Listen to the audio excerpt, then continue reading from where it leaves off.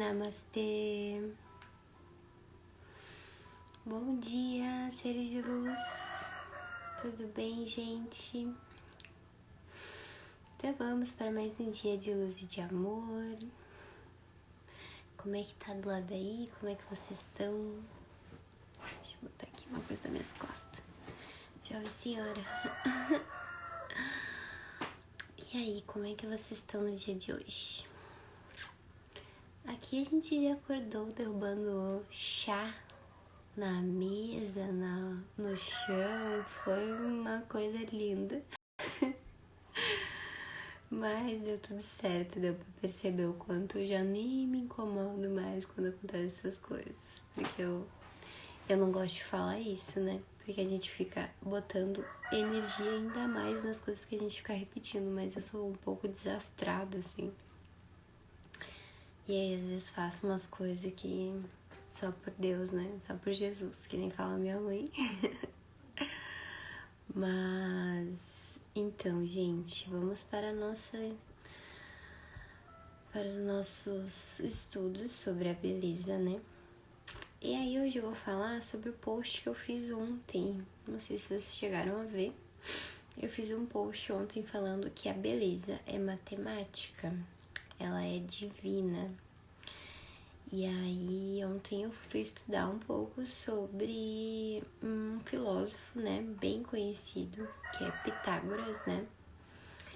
E ele trouxe outro conceito de beleza através da matemática, né? Eu sei que muitas pessoas já ouviram falar, né, sobre a proporção áurea, o número de ouro e enfim, tem vários outros nomes e aí eu vou falando um pouquinho porque eu vou me basear com as informações que eu trouxe do meu texto. E aí senti de trazer um pouquinho essa visão desse filósofo que é muito interessante, né? Porque ele trouxe essa questão da matemática na beleza, né? E como naquela época até os artistas eles aplicavam isso, né? Então é bem interessante, assim, eu achei bem legal a gente trazer esse conteúdo, que nem eu falei, eu vou trazer um pouquinho a essência da beleza de várias formas diferentes pra gente poder ver esse conceito mesmo, né, como ele foi mudando ao longo do tempo e realmente resgatar essa essência, né, da beleza.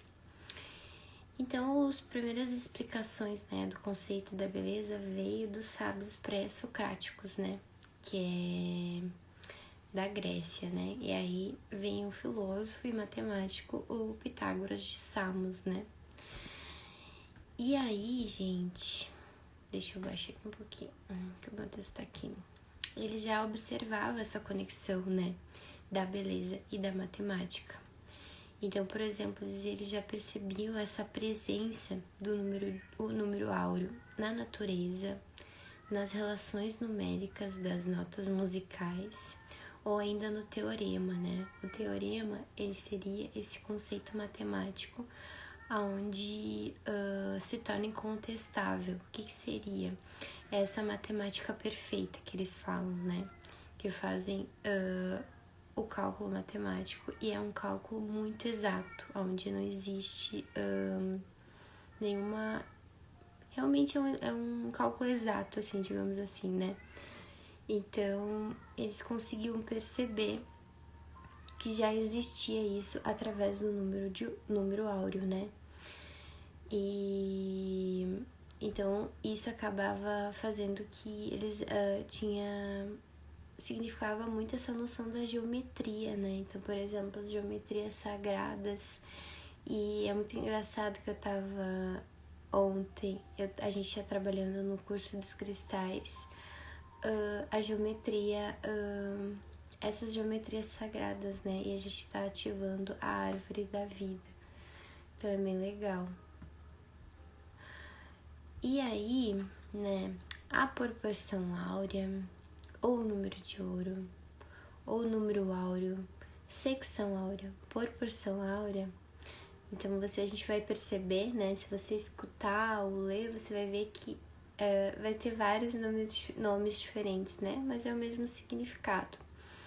Então, ele tem essa constante... Perdão. Eles denominavam com a letra grega, né? Que é o pi, né? A gente bem conhecido. Você já deve ter escutado na escola. Eu, quando comecei a ler, eu fiquei, caramba, eu já estudei isso aqui. E não sinto nenhuma falta. Que, né? Meu Deus, matemática eu era péssima. E esse número, ele foi nomeado pelo Pídias, que é um matemático também. E esse número de pi, né? Ele representa aproximadamente o número 1,618, né? Que é considerado o número mais belo do mundo. Então, essa questão da proporção áurea é baseada nesse número de pi, né? E aí, segundo o número de pi, né? Ele estaria na maior base das relações do universo, né? Então, que nem a gente viu, por exemplo, quando a gente vai fazer esse cálculo matemático, você vai achar esse número, por exemplo, nos galhos das árvores, nas conchinhas do mar, que mais? Em vários lugares da natureza. Nas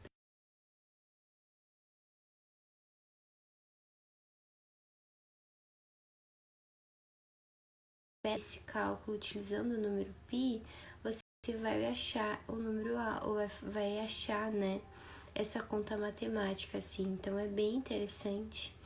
E isso explica muito essa conexão que a gente tem, né, e esse deslumbre que a gente tem com a beleza quando a gente olha para a natureza.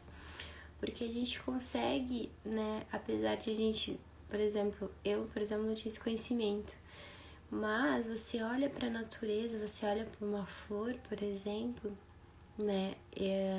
Lá em Urubici tinha muitas flores, né? E quando eu saí de lá, tava nascendo as margaridas, né? Então, se você achar uma margarida, olha para ela para você perceber o quanto ela é perfeita no formato dela, sabe? E a natureza, ela tem muito isso, essa perfeição matemática mesmo, de você olhar aquilo e ver as pétalazinhas tudo bonitinhas, assim, né? Ela tem essa proporção, ela tem muitas vezes essa simetria mesmo, e que encanta nossos olhos, né? Então aí a gente volta de novo para neurociência, né? Que já explica isso, que a gente realmente tem esse olhar e isso é interpretado no cérebro, né? Então é bem legal, assim, ver que o número pi, ele tá nessa base, né, das relações. Então, por exemplo, tudo que está no seu momento de plenitude de vida, no seu envolvimento, ele vai obedecer essa proporção áurea, né? Então, ela vai trazer essa harmonia e tanto que ele vai trazer essa harmonia tanto no plano físico como no plano metafísico. Então, o que isso quer dizer, né? Que, por exemplo, uma flor, né? E isso a gente volta de novo para a questão da energia, né? A gente sabe que tudo ao nosso redor é feito de energia.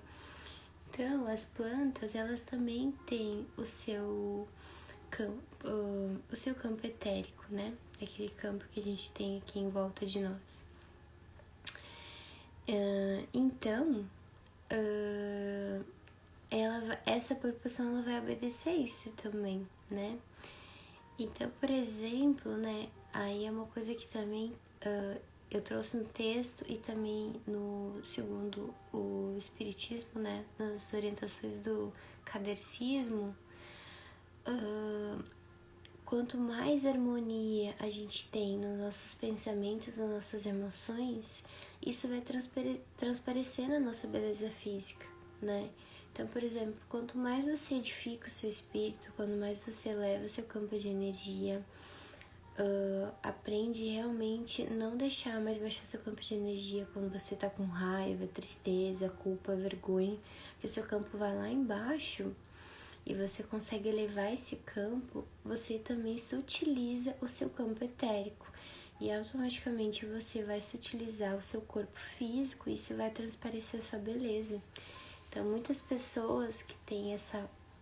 Você pode, por exemplo, olhar para alguém e ter esse formato mais animalesco, às vezes, tipo uma pessoa que é mais carrancuda, né? Tipo, ela tá sempre mostrando raiva no rosto, ela tá sempre enrugada, assim, sabe? Uma pessoa que realmente vive ainda nessas emoções de frequência bem baixa, você não consegue perceber essa beleza. Mas essa mesma pessoa, se ela começasse a utilizar o campo dela, começar a fazer esse trabalho de autoconhecimento das emoções, dos pensamentos e começar isso utilizando, automaticamente essa pessoa vai se tornar mais bonita. Porque isso vai transparecer também na fisionomia do corpo, do rosto dela, do corpo dela, né? Até a forma como ela tá posicionada nos ombros, enfim. Então isso é bem interessante, e aqui eu também trouxe que essa questão dessa certa proporção, ela também traz esse equilíbrio, né? Quando a gente tá no equilíbrio entre as nossas emoções e os nossos pensamentos, a gente transparece essa beleza, né? E aí a gente volta pro nosso campo de energia, né? Com a beleza vibracional. Então é muito importante a gente entender que quando a gente consegue ter esse equilíbrio dentro de nós, os pensamentos e das emoções, a gente vai trazer essa harmonia para nossa beleza externa, né? Então, por isso que eu sempre falo, a gente precisa estar alinhada com a beleza interna e com a beleza externa, mas eu vejo muito que a gente precisa fazer esse trabalho de autoconhecimento interno, realmente curar o que a gente precisa curar, né? Que nem eu já venho trazendo as questões de algumas dores que eu tive, né? Que foi a baixa autoestima, falta de confiança, as comparações. Então, quando a gente começa a realmente trabalhar esses tópicos em nós, né? Sobre esses assuntos, essas percepções que a gente tem sobre nós mesmos, e a gente começa a fazer esse trabalho, e a gente começa a curar isso internamente, automaticamente a gente vai reverberar no externo. Então, se, por exemplo, eu me comparo muito o meu corpo com outras pessoas e começo a curar isso em mim, eu vou começar a me sentir mais confiante com o meu corpo, não vou ligar muito para a opinião das outras pessoas. Vou parar de olhar para um corpo e validar que ele é mais bonito que o meu. Eu vou realmente fazer esse trabalho interno de curar isso em mim. Então a gente vai perceber que quando a gente faz esse trabalho de autoconhecimento, a gente vai curando isso em nós e automaticamente a gente sutiliza isso no campo de energia que vai transparecer no nosso corpo físico, né? E pra gente finalizar, né? Então os gregos, eles tinham esse padrão de beleza e eles expressavam muito por essa divisão áurea, né? Que é esse conceito matemático e que expressa essa harmonia, essa beleza. Então, eles eram, né? Eu vou tentar trazer mais informações, porque assim, começa a estudar sobre beleza, gente, é muita coisa, muita informação. Eu já tinha um pouco de conhecimento em relação à proporção áurea pelos estudos que eu tive sobre o visagismo, né? Essa questão realmente de a gente ver essas proporções no rosto. E é bem interessante porque essa questão dos gregos, né, eles têm esse forte conceito mesmo da beleza, né? Então é bem interessante estudar sobre isso. Então eu vou trazer mais posts falando um pouco sobre isso, né? Sobre como eles viam essa beleza. E eles seguiam muito essa proporção, né? Seguiam muito esse cálculo matemático para tudo, né? Então, que nem eu tava explicando. Eles usavam muito para fazer as artes, né? Para fazer os quadros. Então, por exemplo, o quadro da Mona Lisa, eles usavam esse cálculo matemático da proporção áurea, né? Então, quando você olha para o quadro da Mona Lisa, né? Que foi um quadro extremamente conhecido e é conhecido até hoje, né? Por trazer essa beleza para os nossos olhos, né? Então, ele foi feito através desse cálculo matemático. Então, muitos artistas, eles usavam, não sei se usam até hoje, mas eles usavam muito isso, e essa descoberta desse cálculo, né, fez eles realmente verem o quanto essa beleza despertava nas pessoas, né. Então é muito legal poder estudar sobre isso e ver essa essência da beleza, né?